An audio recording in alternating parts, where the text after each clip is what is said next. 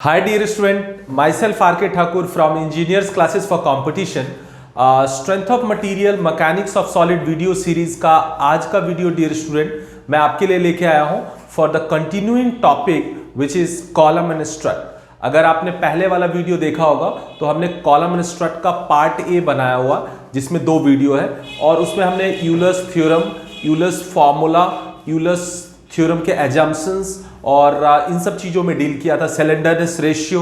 इसके अलावा हमने और भी बहुत सारी चीज़ें वहाँ पे देखी थी।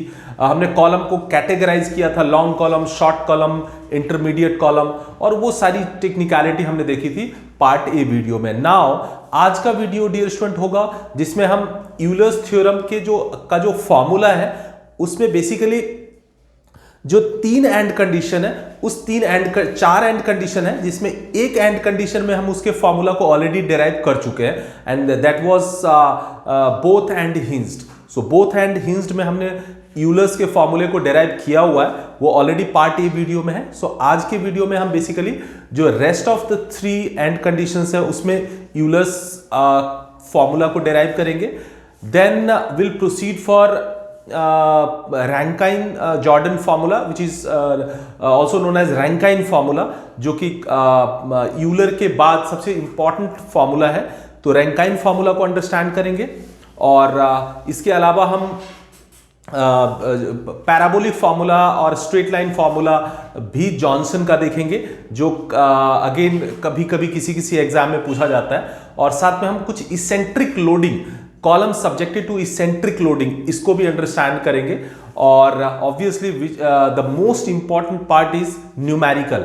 सो हम रैंकाइन और यूलर्स पे न्यूमेरिकल करेंगे और स्पेशली जो अलग अलग JE level exams, AE level exams, AMI और जो BTech level semester subjects exams के लिए इंपॉर्टेंट है उन सब लेवल के क्वेश्चंस को भी करेंगे आज के वीडियो में। तो बहुत इंपॉर्टेंट और इंटरेस्टिंग होने वाला है आज का video. So let's start with the first part which is कि यूलर्स फॉर्मूला को हम डेराइव कर रहे हैं सेकंड एंड कंडीशन में which is one end fixed end other is free. So dear student आप ये देख सकते हो, ये एक डायग्राम है हमारा, वन एंड फिक्स्ड है और one end fixed end other is free. इस केस में हमारा ये लोड लग रहा है P, इसमें हमारा लोड लग रहा है P और इस P लोड की वजह से टॉप में ये बेसिकली कॉलम का जो डिफ्लेक्शन हो रहा है, कॉलम जो बेंड हो रहा है वो इस टाइप से हो रहा है और इसमें जो टॉप में जो ये डिफ्लेक्ट हो रहा है वो डेल अमाउंट हो रहा है और यहां से फिक्स्ड एंड से x डिस्टेंस पे हमने y डिफ्लेक्शन को रिप्रेजेंट किया हुआ है। सो ये एक कंडीशन है, one end fixed end other is free dear student. So इस कंडीशन में हम इसको देखते हैं, राइट? ओके, सो सबसे पहले डियर स्टूडेंट आपको यहां से x डिस्टेंस पे, ये जो x डिस्टेंस पे ये सेक्शन है, यहां पे हमें बेंडिंग मोमेंट अगर लिखना है, सो बेंडिंग मोमेंट m एट इस सेक्शन को अगर मैं xx सेक्शन बोल दूं डियर स्टूडेंट, सो m एट xx सेक्शन ये क्या हो जाएगा? m bending moment at xx section. So clearly ये क्या होगा? ये हो जाएगा फोर्स P इनटू, यहां पे ये डेल है और ये y है। तो अगर मैं इसको ये अमाउंट अगर देखूं, यही अमाउंट है जो ये डिफ्लेक्ट हुआ है, राइट? अगर मैं इसकी बात करूं यहां पे, ठीक है, तो ये कितना हो जाएगा? ये हो जाएगा डेल माइनस y। तो ये हो जाएगा P डेल माइनस y। ये बेसिकली बेंडिंग मोमेंट हो जाएगा यहां पे। और चूंकि इसका जो अगर आपने प्रीवियस वीडियो में मैंने आपको बताया था कि इस टाइप से अगर डिफ्लेक्शन हो रहा है, मींस अगर बेंडिंग, बीम की बेंडिंग अगर इस टाइप से हो रही है, मतलब बकलिंग, तो बकलिंग अगर इस टाइप से हो रही है तो इसको हम क्या मानते हैं? पॉजिटिव मानते हैं, राइट? इसको हम मानते हैं पॉजिटिव। सो ऑब्वियसली ये क्या होगा? प्लस होगा। सो m एट सेक्शन xx ये हमेशा ये क्या हो जाएगा यहां पे? P डेल माइनस y, ये हो जाएगा बेंडिंग मोमेंट m। और यू नो कि बेंडिंग मोमेंट होता क्या है? आपको पता है कि बेंडिंग मोमेंट क्या होता है? EI d2y by dx2, that we already know. Bending moment क्या होता है? EI d2y by dx2। तो ये और ये दोनों इक्वल हो जाएगा, like P delta minus y। So ये एक इक्वेशन लिखना होता है जब भी आपको यूलर्स कॉलम फॉर्मूला को डिराइव करना है किसी भी एंड कंडीशन में, तो आपको हर बार यही करना होता है। यहां से x डिस्टेंस पे एक डिफ्लेक्शन लेना है, यहां पे आपको बेंडिंग मोमेंट लिखना है, और वो bending moment basically ei d2y by dx2 के इक्वल होगा। Now you just have to proceed. ये एक डिफरेंशियल इक्वेशन है, इसी को बस सॉल्व करना है और फाइनली आपका आंसर आता है जो यूलर फॉर्मूला बनता है। सो देखते हैं ये क्या आएगा। सबसे पहले इसको हम लिख सकते हैं ei d2y बाय dx2। यहां पे बेसिकली डियर स्टूडेंट ये py आएगा, इसको मैं माइनस py होगा, अगर लेफ्ट साइड लेता हूं तो पॉजिटिव हो जाएगा py is equal to p delta, right. अगर मैं ei से डिवाइड कर दूं तो ये इक्वेशन हो जाएगा, this equation will become d2y by dx2 plus p by ei into y is equal to p delta by ei। हमने क्या किया, ei से डिवाइड कर दिया दोनों साइड, राइट। नाउ ये एक डिफरेंशियल इक्वेशन है, सेकेंड ऑर्डर डिफरेंशियल इक्वेशन है। ऑब्वियसली इसका सॉल्यूशन निकालना होगा, इसका सॉल्यूशन निकालना होगा, और यही सॉल्यूशन बुक में डायरेक्ट दिया हुआ होता है, बट मैं आपको यहाँ पे थोड़ा सा मैथमेटिकली एक्सप्लेन करके सॉल्यूशन बता रहा हूँ जो कि बुक में नहीं दिया हुआ है। ये उन्हीं स्टूडेंट्स के लिए जिनकी मैथमेटिक्स में ज़्यादा इंटरेस्ट है और वो जानना चाहते हैं कि ये कैसे सॉल्यूशन आया, क्योंकि किसी भी बुक में रेयरली ही सॉल्यूशन दिया रहता है। किसी भी आप स्ट्रेंथ ऑफ मटेरियल के किसी भी बुक को देखोगे तो वहां पे वो सॉल्यूशन डायरेक्ट दिया रहता है, बट जो मैथमेटिकल वे है वैसे नहीं दिया होता। तो मैं आपके लिए एक्सप्लेन कर रहा हूं, और इससे पहले भी जो प्रीवियस वीडियो है उसमें हमने बोथ हैंड हिंज्ड में भी एक्सप्लेन किया था, सेम वे यहां पे भी एक्सप्लेन कर रहा हूं। तो ये एक सेकेंड ऑर्डर डिफरेंशियल इक्वेशन है, राइट। तो इसका सॉल्यूशन हमें निकालना है। तो डियर स्टूडेंट सबसे पहले आपको क्या निकालना होगा, इसका ऑक्सिलरी इक्वेशन लेना होगा, इसका ऑक्सिलरी इक्वेशन। ऑक्सिलरी इक्वेशन, अगर आप इंजीनियरिंग मैथ्स में थोड़ी सी अवेयरनेस है आपको तो इसका ऑक्सिलरी इक्वेशन क्या हो जाएगा, ये हो जाएगा d square plus p by ei into y. Auxiliary equation हो जाएगा डी स्क्वायर, इसको हम डी स्क्वायर लिखेंगे, और p बाई ei ये इज इक्वल टू 0 हो जाएगा। यहां से इसके जो रूट्स आएंगे वो रूट्स क्या आएंगे, ऑक्सिलरी इक्वेशन का सॉल्यूशन बोल सकते हो। ये क्या हो जाएगा, ये हो जाएगा d square is equal to minus p by ei। So therefore d जो कैपिटल D है ये क्या हो जाएगा, root under minus p by ei, और माइनस को हम आयोटा बाहर लेके root under p by ei ये लिख सकते हैं, राइट। सो यहां से क्लियर है डियर स्टूडेंट कि ये जो डिफरेंशियल इक्वेशन है इसका जो ऑक्सिलरी इक्वेशन है उसके जो सॉल्यूशन या उसके जो रूट्स आए ना वो बेसिकली इमेजिनरी है। तो हम जो हमारे डिफरेंशियल इक्वेशन की कंडीशन है उस पर जाएंगे। अगर रूट्स इमेजिनरी होते हैं तो इसका complementary function,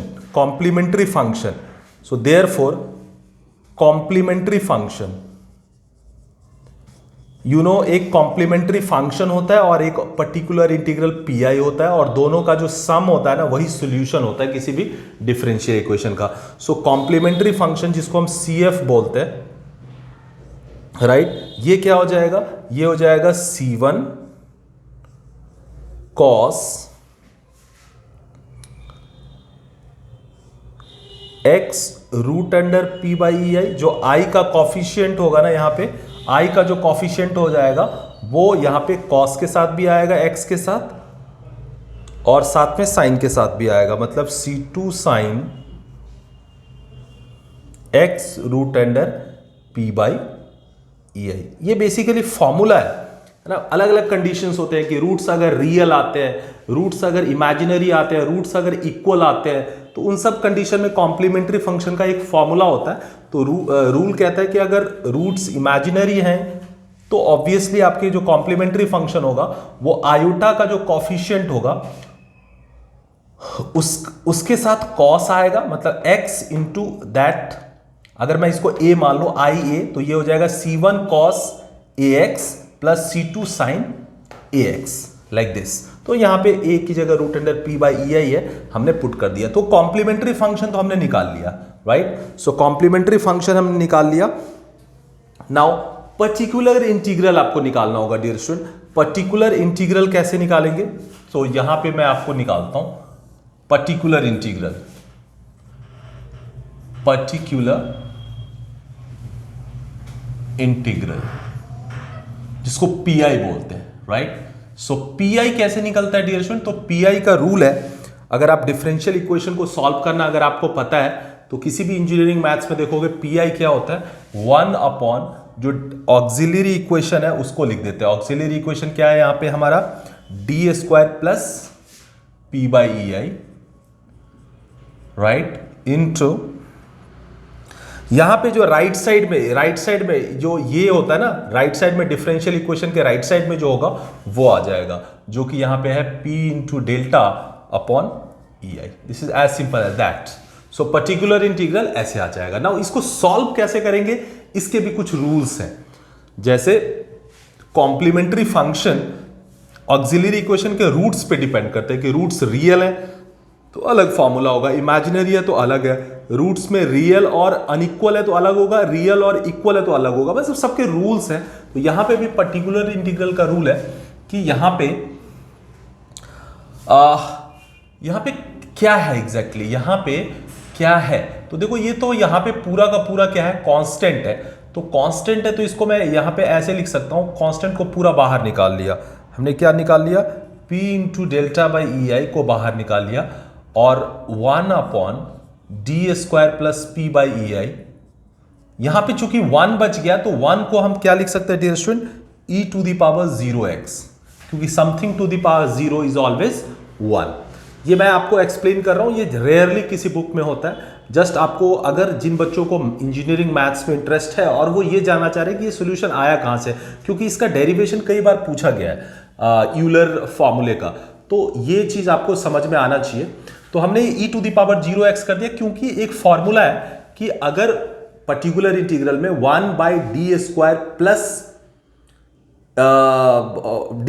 plus whatever into, अगर यहां पे e to the power ax होगा डियर स्टूडेंट, तो d की जगह, कैपिटल D की जगह a आ जाएगा, मतलब जो x का कॉफिशिएंट है वो d की जगह आ जाएगा। ऐसा रूल है पर्टिकुलर इंटीग्रल को सॉल्व करने के लिए। तो हमने क्या किया, उसी रूल का के फॉर्मेट में इसको कन्वर्ट कर दिया। 1 को हमने e to the power 0x लिख दिया। तो यहां से साफ क्लियर है, ये p into delta by E आई। अब यहां पे d की जगह 0 ट्रीट होगा। अगर यहां पे 0 के अलावा 2 होता तो d की जगह 2 का स्क्वायर होता, बट यहां पे 0 है तो 1 बाय 0 का स्क्वायर मतलब 0 plus p by E I, that's all.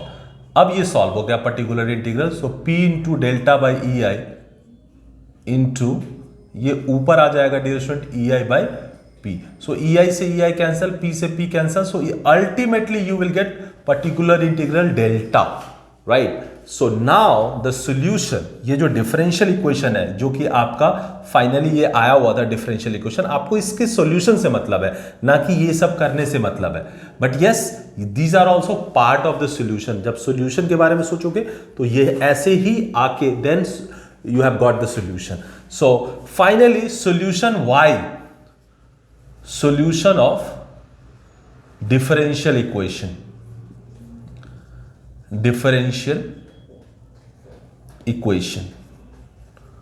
solution of differential equation, जो कि यहां पे क्या हो जाएगा y, क्योंकि ये y के टर्म में है, y is equal to complementary function cf plus P I होता है always.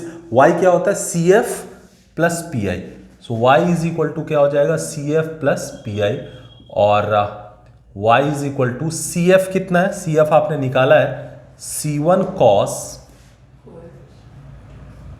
x root under p by E I plus C2 sine x root under p by E I. ये तो complementary function हो गया, और plus particular integral क्या आ गया, delta. So this is your solution dear student. ये बहुत इंपॉर्टेंट है, आपके बुक में strength of material, mechanics of solid में डायरेक्टली ये दिया रहता है, यहां के बाद डायरेक्टली ये दिया रहता है। बट यू कैन अंडरस्टैंड कि अगर यहां से ये, अगर किसी को अंडरस्टैंड करना कि ये कैसे आया, तो इस वे में आया। पहले इसका ऑक्सिलरी इक्वेशन, देन उसके रूट्स के बेसिस पे कॉम्प्लीमेंट्री फंक्शन के बाद पर्टिकुलर इंटीग्रल को सॉल्व करने का एक तरीका है, then that way you have got this solution. So book में डायरेक्टली ये सॉल्यूशन दिया रहता है, आप याद रख सकते हो डायरेक्टली सॉल्यूशन ये, अगर आपको अपने एग्जाम में सॉल्व करना है। बट अगर आपको इनर डिटेल की रिक्वायरमेंट है तो this way you have to understand, right. So now अब ये डिफरेंशियल इक्वेशन डियर स्टूडेंट आ गया। अब इस डिफरेंशियल इक्वेशन में जो C1 और C2 है ये कांस्टेंट है, तो इस कांस्टेंट को पहले आपको फाइंड करना होगा और उसके लिए एंड कंडीशंस यूज करने होंगे। हमने पहले प्रीवियस वीडियो में भी देखा था, जब बोथ एंड हिंज्ड में देखा था। तो ये जो सॉल्यूशन आया इसमें C1 और C2 को बेसिकली आपको क्या करना होगा, फाइंड करना होगा, और उसको हम एंड कंडीशन की हेल्प से फाइंड करेंगे। तो कहां पे फाइंड करेंगे, मैं यहां पे इसको एक्सप्लेन कर रहा हूं, राइट। सो डियर स्टूडेंट, अगर हम यहां पे देखें कि finding C1 and C2, so C1 और C2 को हम कैसे फाइंड कर सकते हैं, राइट। एंड C1 C2 है क्या, इसको हम बेसिकली कांस्टेंट ऑफ इंटीग्रेशन बोलते हैं। C1 एंड C2 है क्या, where C1 and C2 are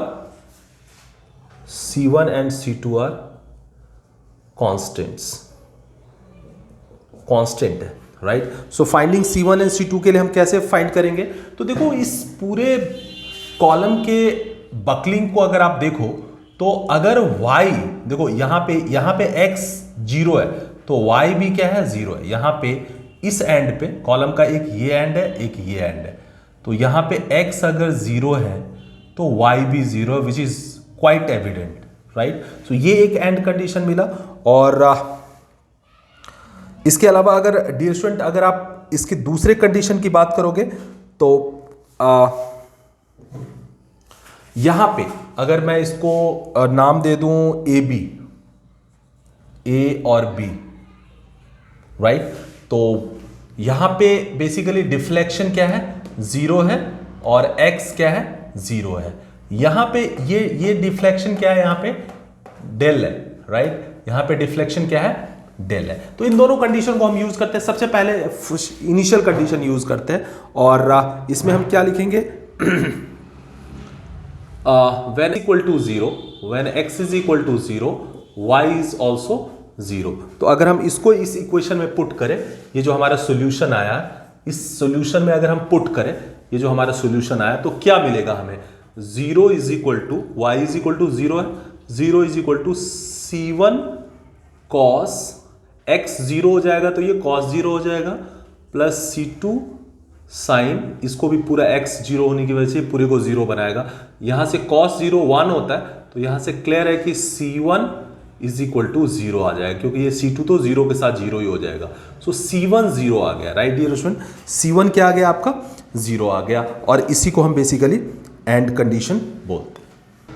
okay, so dear student यहां पे आपको थोड़ा सा करेक्ट करना होगा कि जो हमारा इक्वेशन है ना वो C1 cos x root under P I plus C2 sin x root under P I plus delta है। So you have to write it here delta also. So in that way C1 cos 0 1 हो जाएगा, तो C1 is equal to minus delta हो जाएगा, right. तो C1 की value तो आपने निकाल ली, राइट। C1 क्या हो गया, माइनस डेल्टा हो गया।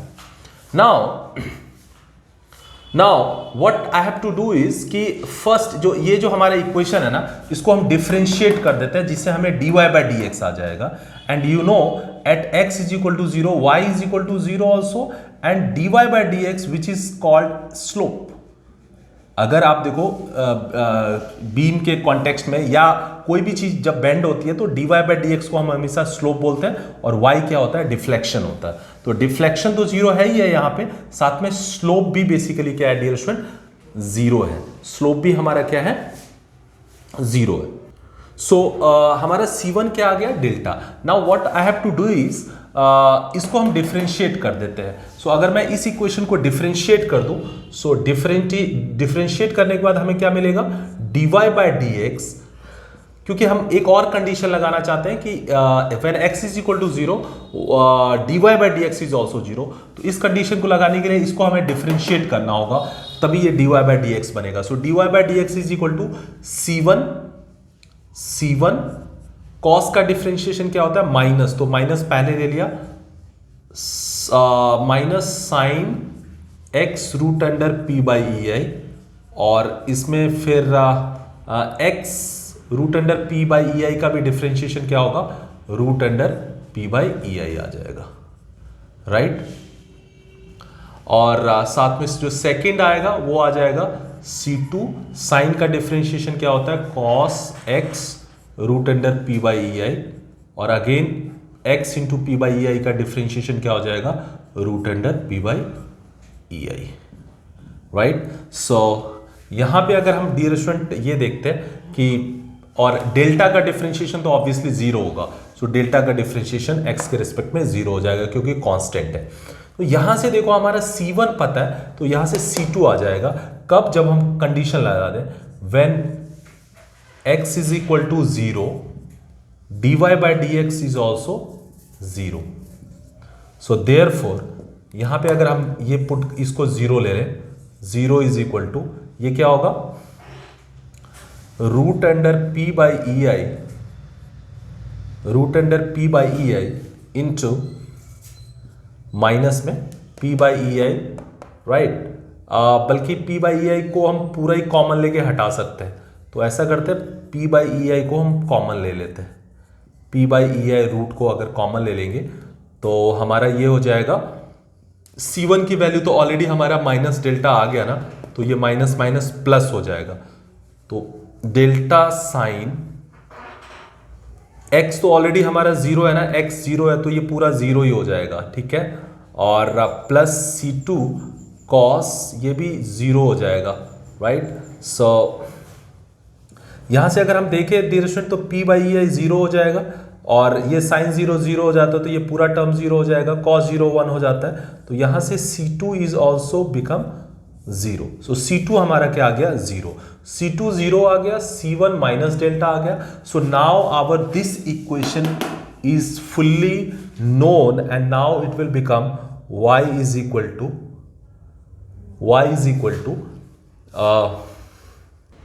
ओके। सो यहां से अगर डियर स्टूडेंट हम इस इक्वेशन को, अब जो हमारा पहले वाला इक्वेशन है ये, इसको अगर हम लिखते हैं तो ये क्या हो जाएगा, y is equal to C1 already अभी नोन है, तो अब हम C1 को माइनस डेल्टा ले लेंगे। C1 क्या निकला है हमारा, minus delta, so minus delta cos x root under p by E I,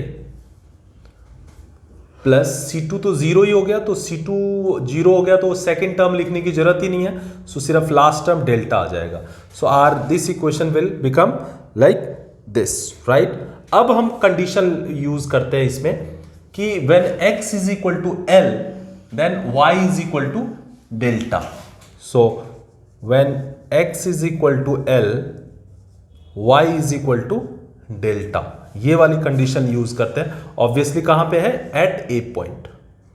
सो अगर हम ये वाला इस कंडीशन इस इक्वेशन में यूज करें डियर स्टूडेंट, तो ये y इज इक्वल टू हो जाएगा डेल्टा, इधर आएगा माइनस डेल्टा कॉस, ये हो जाएगा L root under p by E I plus delta, delta से डेल्टा कैंसल हो जाएगा यहां से। सो ये बेसिकली क्या हो जाएगा, जीरो, तो ये हो जाएगा cos L root under p by E I is equal to zero हो जाएगा, राइट। सो यहां से अगर cos theta is equal to zero होता है तो थीटा क्या हो जाएगा, थीटा इज इक्वल टू क्या हो जाता है, pi by two, 3 pi by two, 5 pi by two, like this, right. So यहां से थीटा ये माना जाएगा, so L root under p by E I, L root under p by E I, ये क्या हो जाएगा, पाई बाई टू, क्योंकि कॉस 90 जीरो होता है ना, तो pi by two, 3 pi by two, n pi by two होता है ना, तो pi by two, 3 pi by two, 5 pi by two, like this. अब यहां पे डियर स्टूडेंट हमें ऑब्वियसली मिनिमम वैल्यू लेनी पड़ेगी, पाई बाई टू लेनी पड़ेगी।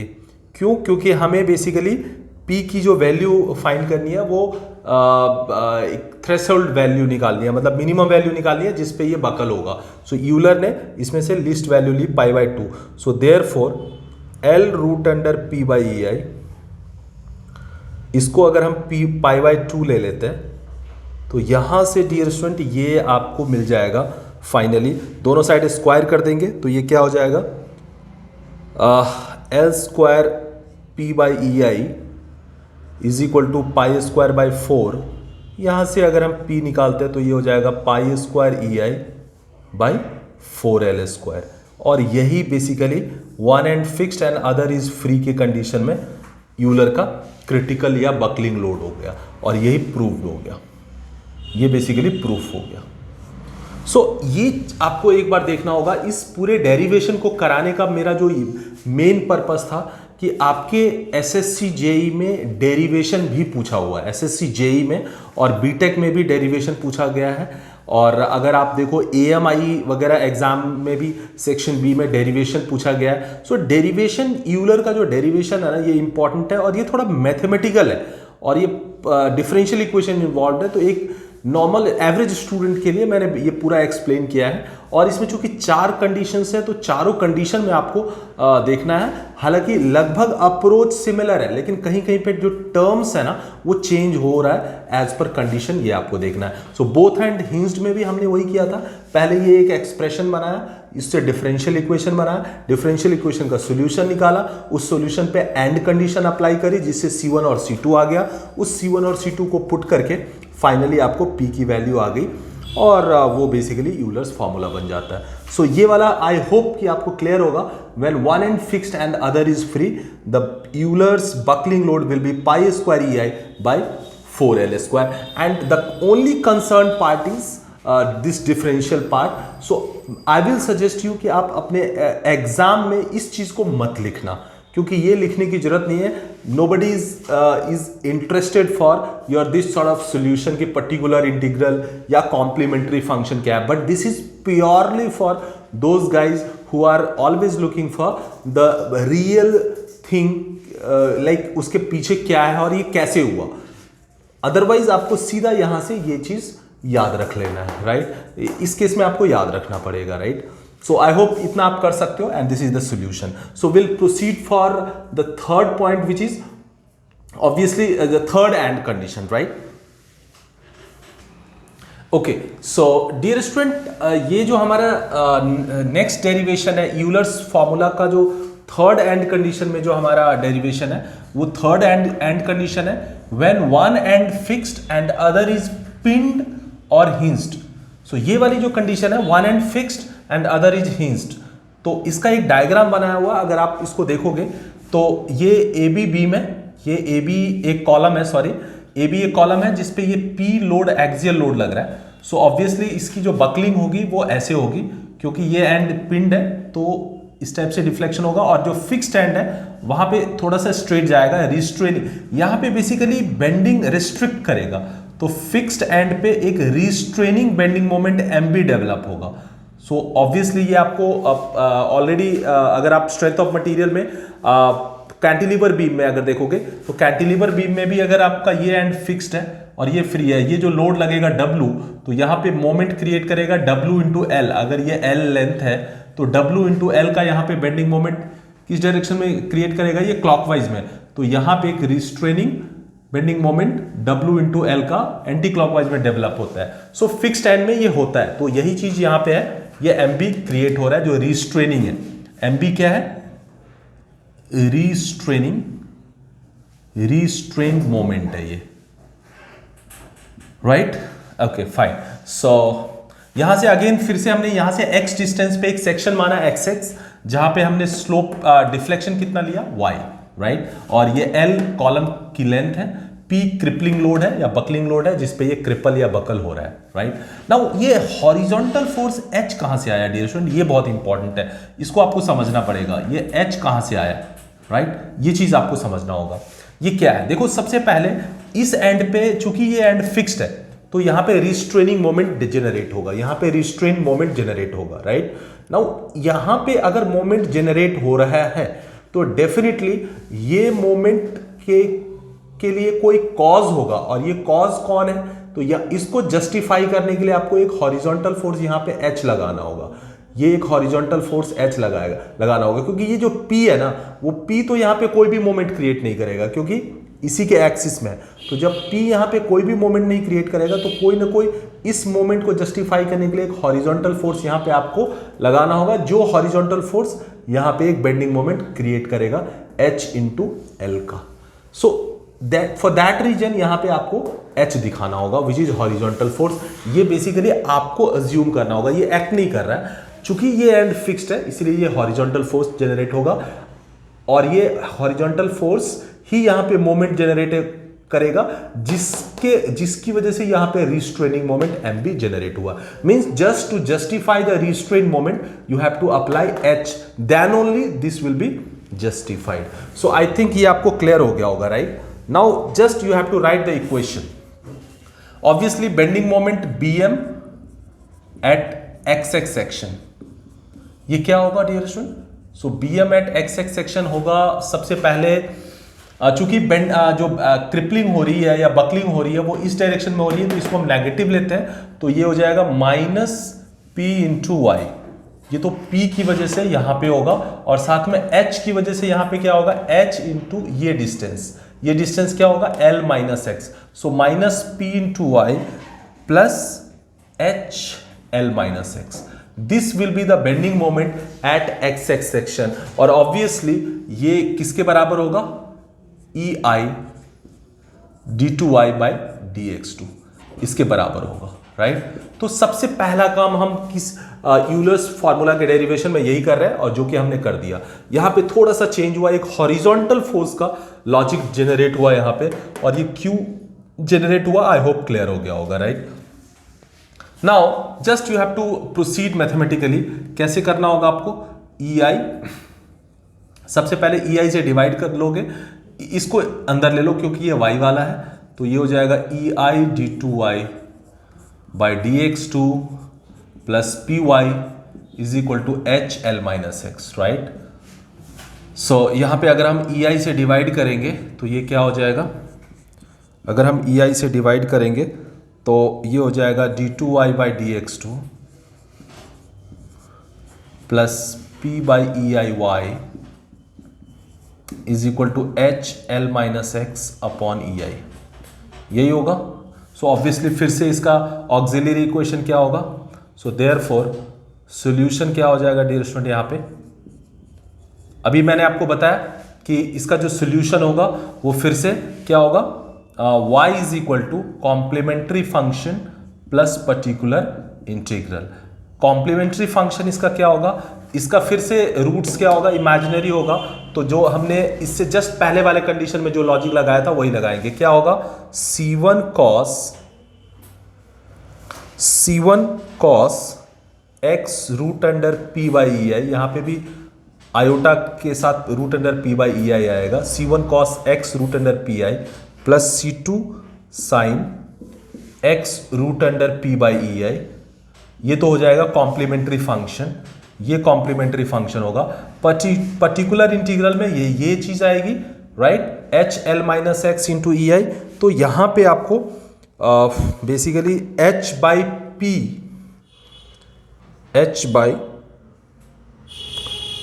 P L माइनस एक्स, ये चीज आएगी जो कि आपको एक बार देखना होगा, right? H by P L minus X, ये चीज पर्टिकुलर इंटीग्रल में आएगी, ये चीज आपको देखना होगा। अभी मैंने जो पर्टिकुलर इंटीग्रल का मेथड बताया उसी मेथड से आपको बेसिकली फाइंड करना है, right? Okay, so dear student, इसका जो सॉल्यूशन होगा वो as usual complementary function plus particular integral होगा। So y is equal to C1 cos x root under P by EI plus C2 sin x root under P by EI, ये complementary function होगा।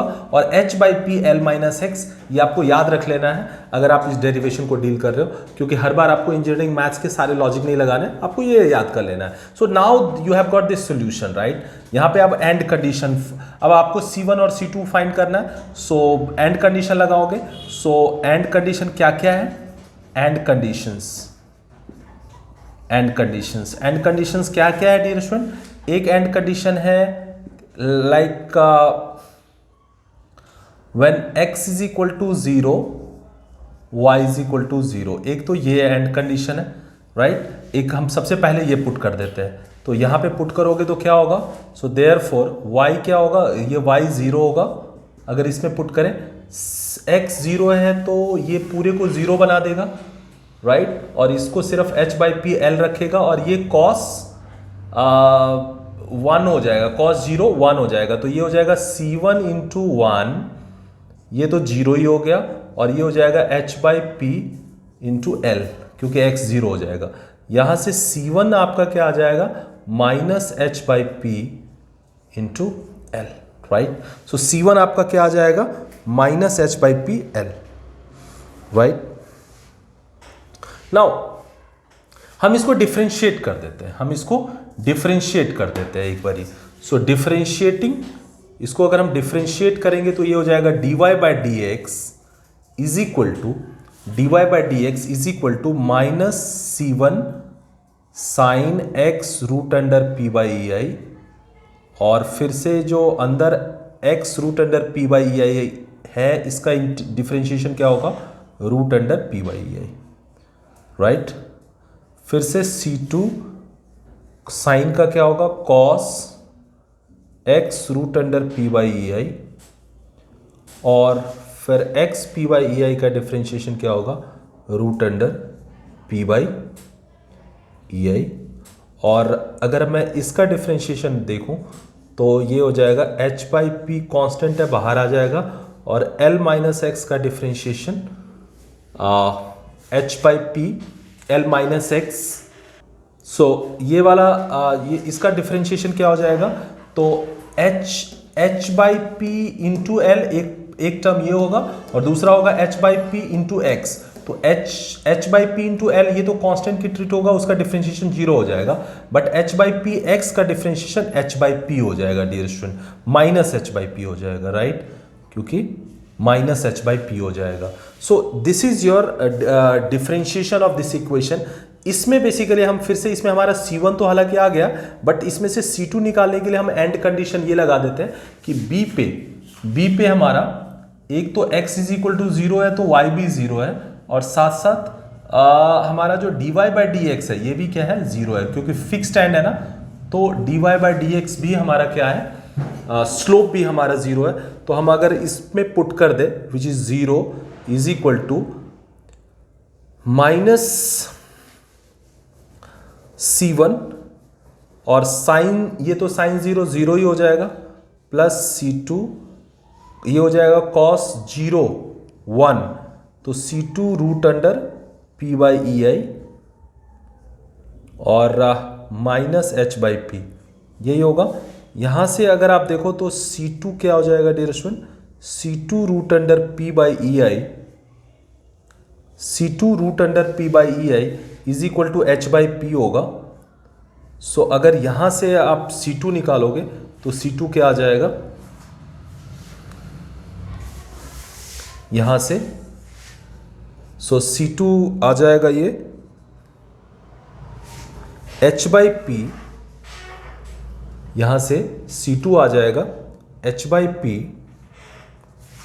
Upon root under p/ei। तो upon root under p/ei, इसको अगर मैं ऊपर ले जाऊं तो ये उल्टा हो जाएगा h/p into root under ei/p,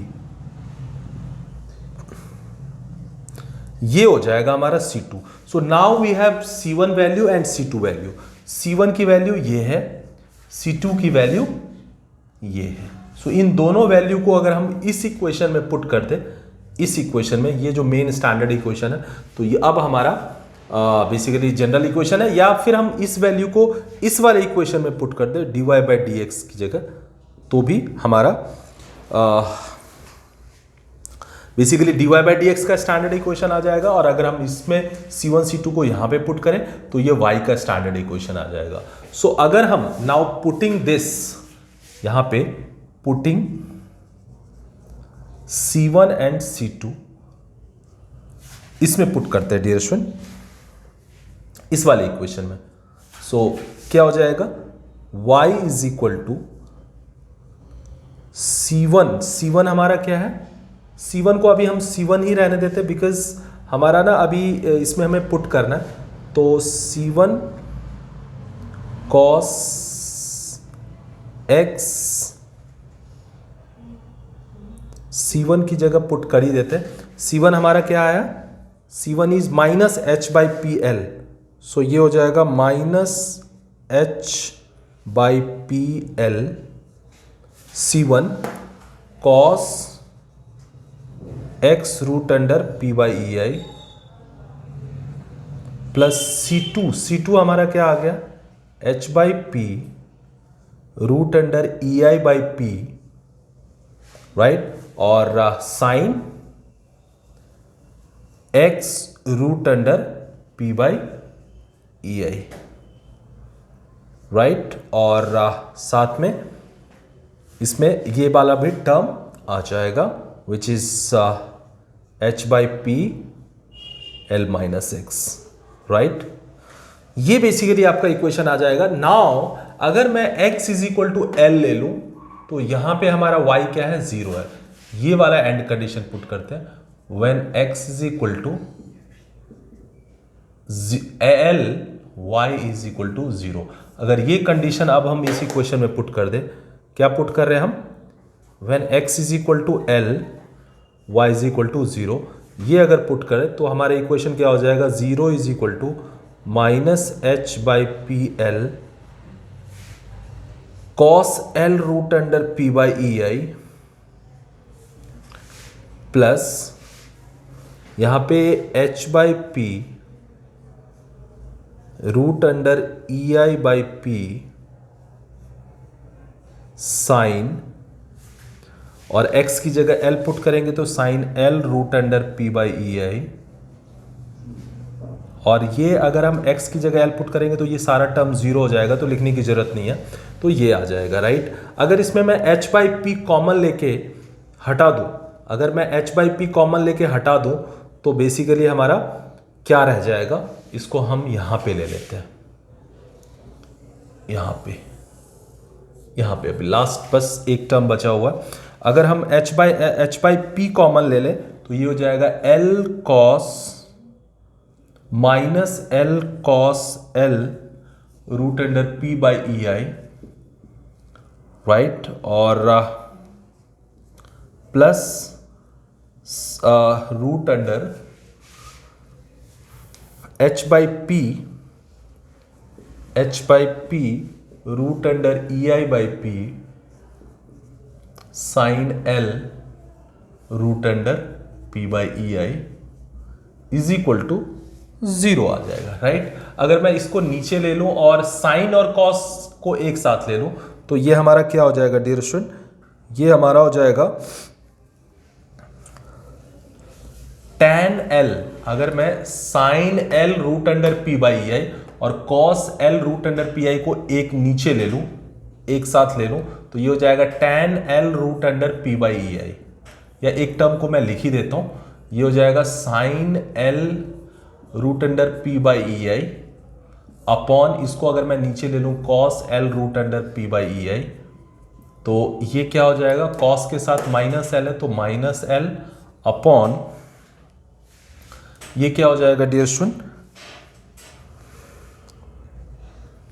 ये हो जाएगा h by P root under E I by P, ये हो जाएगा, right. Okay, so dear student यहां पे थोड़ा सा एक मिसप्रिंट हुआ है कि जब हमने h बाई पी कॉमन लेके हटा दिया, तो h बाई पी कॉमन लेके हटा दिया तो यहां पे इस टर्म में तो माइनस एल कॉस एल ये बचा, इसमें h बाई पी नहीं बचेगा क्योंकि h बाई पी तो हम ऑलरेडी हटा चुके हैं। तो E I by P sine L, E I by L, E I by P not L, E I by P sine L P by A हो गया, राइट। नाउ इसको अगर माइनस को इधर ले जाएंगे तो पॉजिटिव हो जाएगा, और उसको नीचे ले आया तो ऑब्वियसली ये माइनस पी नहीं बचेगा, तो sine L root under P by E I by cos L P by E I is equal to H by P नहीं बचेगा, और ये अगर ऊपर जाएगा तो ये हो जाएगा L root under P by E I. So now इसको मैं sine theta by cos theta tan theta होता है तो इसको लिख सकता हूं मैं tan L root under P by E I is equal to L root under P by E I. देखो यहां पे अगर आप देखोगे तो tan थीटा, अगर मैं इसको थीटा ले लूं तो tan theta is equal to theta, ये अगर इस टाइप का ये फॉर्मूला है तो इसका जो सोल्यूशन होगा ना, तो सोल्यूशन क्या होगा, L root under P by E I is equal to 4.5 radian, 455 radian में ये इक्वेशन सेटिस्फाई करेगा। अगर tan theta is equal to theta है ये, तो इस इक्वेशन का जो सोल्यूशन आएगा which is theta is equal to 4.5 radian होगा। ये आपको याद रखना है, राइट। 4.5 रेडियन आपको याद रखना है। तो ये आपको याद रखना होगा कि tan theta is equal to theta, तो ये जो इक्वेशन है इसमें थीटा क्या हो जाएगा, थीटा इज इक्वल टू हो जाएगा 4.5 रेडियन। एंड यहाँ पे अगर हम दोनों साइड स्क्वायर कर दें तो ये हो जाएगा L square P by E I, root हट जाएगा, और ये 4.5 का स्क्वायर कितना हो जाएगा, 4.5 का स्क्वायर विल बी 20.25। नाउ यहाँ से अगर आप p निकालोगे तो ये p आ जाएगा 20.25 EI by L square, right. और 20.25 इज क्लोज टू 20.25 को अगर आप देखोगे तो it is close to 2 pi square, where pi is 3.14। तो now our equation is p is equal to 2 pi square EI by L square. So ये आपका one end fixed end other is hinged के case में जो Euler's buckling load होगा P is equal to 2 pi square EI by L square होगा। इसका derivation थोड़ा सा टिपिकल है, मतलब कंपेयर टू अदर, बट आपको याद रखना होगा। सबसे पहले तो इसका एक सॉल्यूशन ये होगा, इसमें कॉम्प्लीमेंट्री फंक्शन ये तो ऑलरेडी है, पर्टिकुलर इंटीग्रल यहाँ पे ये चीज आपको याद रखना होगा। और बाकी तो एज इट इज हम करते जा रहे हैं। यहाँ पे जब हम आए तो tan theta is equal to theta, तो theta is equal to 4.5 radian इसको सेटिस्फाई करेगा, तो ये इसका सोल्यूशन होगा। तो बाकी 4.5 का स्क्वायर हुआ तो 20.25, इसको आपको 2 पाई स्क्वायर लिखना होगा to make this formula in a standard format. So I think ये वाला आपको क्लियर हो गया होगा, when one end fixed end other is pinned or hinged. Now the only and condition left is one both hand fixed, dear student. तो both hand fixed के case में आपका जो डेरिवेशन है वो इंपॉर्टेंट तो है ही है, साथ में एसएससी जेई सब्जेक्टिव में ऑलरेडी एक न्यूमेरिकल पूछा हुआ जिसमें वो एक लोड की वैल्यू दे रहा है और सब कुछ वैल्यू दे रहा है और कह रहा है कि दोनों एंड फिक्स्ड है, तो उसका डिफरेंशियल इक्वेशन लिख के, मतलब स्टैंडर्ड इक्वेशन लिख के फिर आप उसका यूलर्स बकलिंग लोड निकालो। तो उसको भी आपको फर्स्ट प्रिंसिपल से सॉल्व करना पड़ेगा, और फर्स्ट प्रिंसिपल पर सॉल्व करने का मतलब है कि बोथ हैंड फिक्स्ड का जो डेरिवेशन है स्टैंडर्ड, उस स्टैंडर्ड डेरिवेशन के तरीके से आपको करना होगा, तो उस पर आपको ज़्यादा फोकस करना है। So will then we are going to the final end condition which is both hand fixed, right.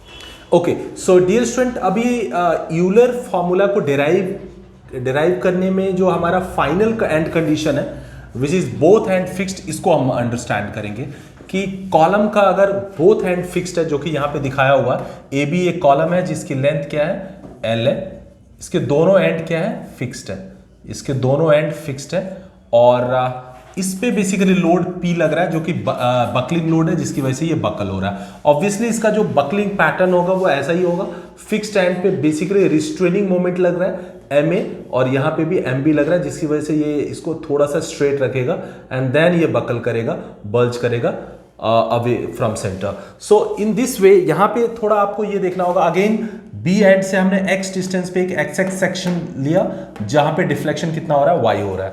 यहाँ पे आपको ये देखना होगा A और B दोनों फिक्स्ड एंड है, तो दोनों फिक्स्ड एंड एक रिस्ट्रेन्ड मोमेंट क्रिएट करेगा which is obviously at A MA and at B MB, obviously ये इक्वल होगा, तो हम इसको एक नाम दे देते हैं MO, जो ऑब्वियसली हमारा क्या है, रिस्ट्रेनिंग। MO क्या है, restrained moment at fixed end, ये हम एज्यूम कर लेते हैं। ऑब्वियसली ये दोनों इक्वल होगा और ये फिक्स्ड एंड की वजह से एक रिस्ट्रेंड मोमेंट लगेगा। सो ऑब्वियसली हम फिर एक्स सेक्शन पे अगर हम बेंडिंग मोमेंट की बात करें, bending moment BM at X section कितना हो जाएगा dear student? Obviously bending moment को हम क्या बोलते हैं, EI d2y by dx2। ये इक्वेशन आपको हर बार लिखना होगा, यही सबसे इंपॉर्टेंट और फर्स्ट स्टेप है जो आपको करेक्टली लिखना होगा। एंड कंडीशंस वगैरह के डायग्राम को बना के।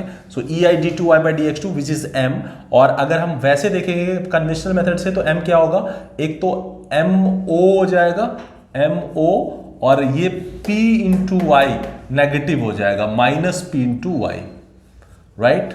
ये हम ऑलरेडी साइन कन्वेंशन से देख चुके हैं कि इस साइड का जो डिफ्लेक्शन होता है ना कॉलम में, अगर ये डिफ्लेक्शन होगा तो ये पॉजिटिव माना जाता है, और अगर ये डिफ्लेक्शन हुआ तो ये नेगेटिव माना जाता है। So in that way mo minus P Y ले लिया, राइट। अब फिर से वही एज इट इज आपको क्या करना होगा, ई वाई से पहले तो y वाले टर्म को इधर ले आओ, ei/d2y/dx2 plus P Y is equal to M not. E I से डिवाइड कर देंगे, ई आई से डिवाइड करेंगे डियर स्टूडेंट, क्या होगा, d2y/dx2 plus p by E I Y is equal to M not by E I. ये हमारा equation आ जाएगा।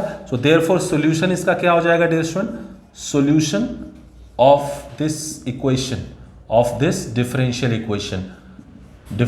इक्वेशन, ये क्या हो जाएगा, obviously complementary function plus particular integral, ये दोनों निकालना होगा। So y is equal to complementary function, तो एज यूजुअल जो हर कंडीशन में आ रहा है वही आएगा, क्योंकि ये वाला टर्म और ये वाला टर्म p बाई ई आई सब में होता है, तो ये चूंकि कॉमन है तो कॉम्प्लीमेंट्री फंक्शन यहां पे भी क्या होगा, c1 cos x root under p by E I plus c2 sin x root under P by है। यहाँ पे तो कहीं पे भी चेंजेस नहीं है, बट पर्टिकुलर इंटीग्रल में यहाँ पे चेंज होगा, और ये हो जाएगा mo बाई पी आ जाएगा, mo बाई पी, क्योंकि ई आई से ई आई कैंसिल हो जाएगा। ऑलरेडी हम one end fixed end other is free में देख चुके हैं ऐसा। सो mo बाई पी हो जाएगा, तो ये सोल्यूशन है। नाउ इसमें एंड कंडीशन पुट करेंगे, c1 और c2 ऑब्वियसली कांस्टेंट है, c1 and c2 are constants.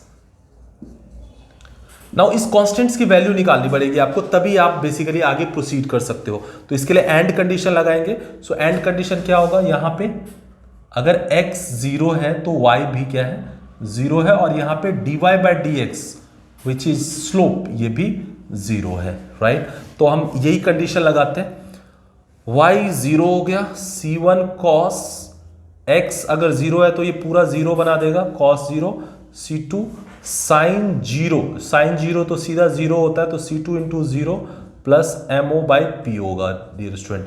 यहां से अगर आप देखोगे तो cos 0 1 होता है, तो c1 is equal to minus mo by P हो जाएगा, राइट। सो ये जो हमारा रिस्ट्रेनिंग मोमेंट है mo अपॉन p, ये c1 की वैल्यू आ गई, राइट। सो c1 तो आ गई, अब हम c2 निकालना है, तो हम इसको एक बार डिफ्रेंशिएट कर देते हैं। इसको डिफ्रेंशिएट करेंगे तो dy/dx इज इक्वल टू ये हो जाएगा -c1 sin x root under p by E I. पहले भी हमने डिफ्रेंशिएट किया हर कंडीशन में, तो यहां पे भी फिर x पी आई का क्या हो जाएगा, p by E I, right.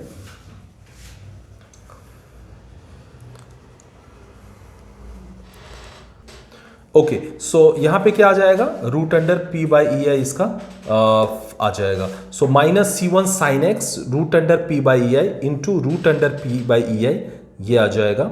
And then इसको डिफ्रेंशिएट करेंगे तो ये आ जाएगा c2 cos x root under p by E I, और फिर x root under p by E I का डिफ्रेंशिएशन क्या हो जाएगा, root under p by E I, और इसका डिफ्रेंशिएशन तो 0 ही हो जाएगा, लिखने की जरूरत नहीं है। तो यहां से आपको अगर आप देखोगे तो ये एक इक्वेशन आया, इसमें अगर हम ये पुट कर देते हैं x is equal to 0, so dy/dx will also be 0 at point B, putting x is equal to 0, so dy/dx will be 0 which is slope, कहां पे, एट B पॉइंट। सो अगर ये वाली कंडीशन इस इक्वेशन में पुट करेंगे तो हमें c2 की वैल्यू आ जाएगी, dy/dx 0 है, ओके फाइन। c1 की जो भी वैल्यू है, यहाँ पे x को हमें 0 पुट करना है, तो ये तो पूरा 0 बना देगा साइन 0 की वजह से, इसमें 1 बनेगा, तो ये सिर्फ यही वाला टर्म मैं लिख रहा हूँ c2, और ये हो जाएगा cos 0 विच इज 1, सो ये हो जाएगा c2 root under P by EI और into root under P by EI, ये वाला टर्म सिर्फ रहेगा। और यहां से ऑब्वियसली C2 क्या आ जाएगा, C2 भी 0 आ जाएगा। तो देखो C2 0 आ जाएगा, C1 m0 बाई P आ गया। अब ये C1 और C2 दो वैल्यू आ गई, तो इन दोनों को हम कहां पे पुट कर देंगे, दोनों को हम बेसिकली इसमें पुट कर देंगे, इस इक्वेशन में। सो पुटिंग, यहां पे मैं मेंशन कर देता हूं, पुटिंग